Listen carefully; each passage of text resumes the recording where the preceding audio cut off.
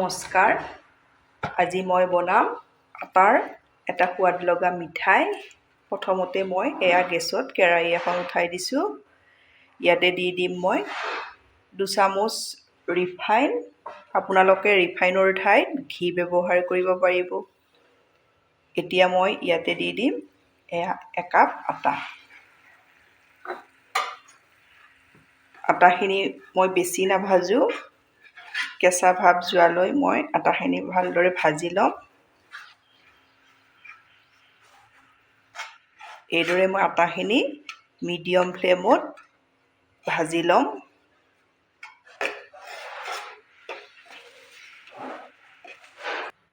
এয়া মই 3 মিনিট সময় আটাখিনি মিডিয়াম ফ্লেমত ভালদৰে ভাজি ল'লোঁ।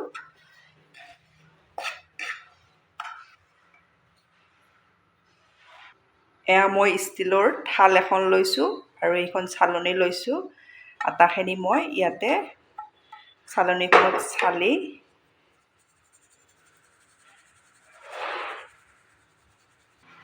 এয়া চালি ল'লোঁ।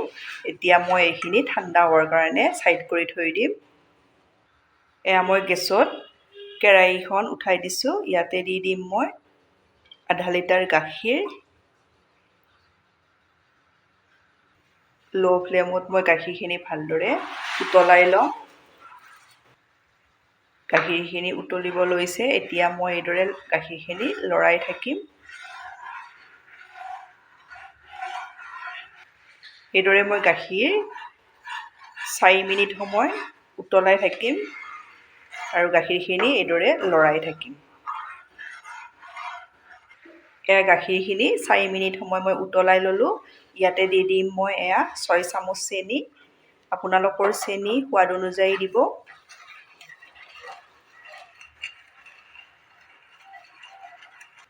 ইয়াতে দি দিম মই ৰ'জ ৱাটাৰ 1 চামুচ।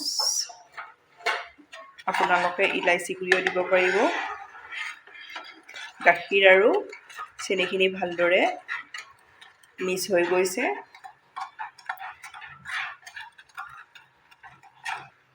এয়া মই ফ্ৰেছ গাখীৰৰ সৰ যিটো সেইটো এদিনৰ লৈছোঁ। আপোনালোকে 2-3 দিনৰ নল'ব। এদিনৰ মই ফ্ৰিজত থৈ দিছিলোঁ। এইখিনিও মই ইয়াতে ভালদৰে মিলাই ল'ম। এতিয়া মই ইয়াতে দি দিম 1 চামুচ দৈ। দৈ আপোনালোকে টেঙা দৈ নল'ব। চেকনিৰে চেকি পানীটো নথকাকৈ লৈ ল'ব। গেছৰ ফ্লেমটো মই মিডিয়ামতে ৰাখিছোঁ।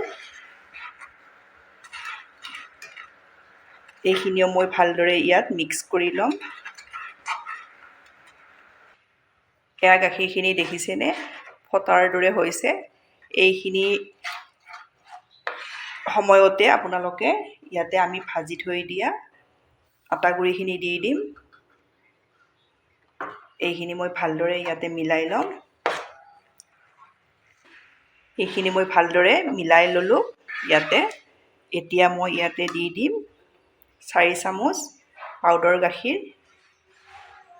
পাউডাৰ গাখীৰখিনিও মই ইয়াতে ভালদৰে গোটেইখিনি মিক্স কৰি ল'ম।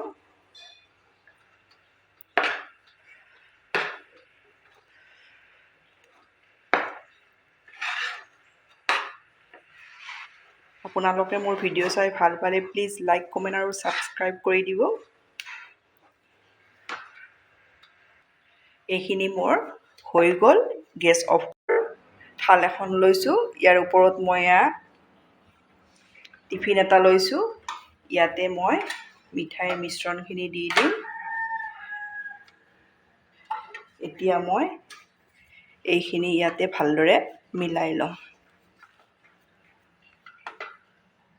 টিফিনটোত মই মিঠাইৰ মিশ্ৰণখিনি ভালদৰে মিলাই ল'লোঁ। 15 মিনিট সময় হৈ গ'ল। এয়া মই ফ্ৰিজত থৈ দিছিলোঁ।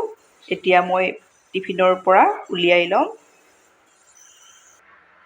এয়া টিফিনটো মই তলৰ পিনে দি মিঠাইটো উলিয়াই ল'ম।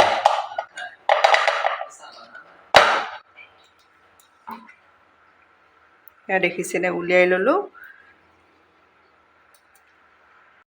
মই এতিয়া পিচ পিচকৈ কাটি বাদামেৰে গাৰ্নিছ কৰি দিলোঁ। ধন্যবাদ আপোনালোকে মোৰ ভিডিঅ'টো শেষলৈ চোৱাৰ বাবে।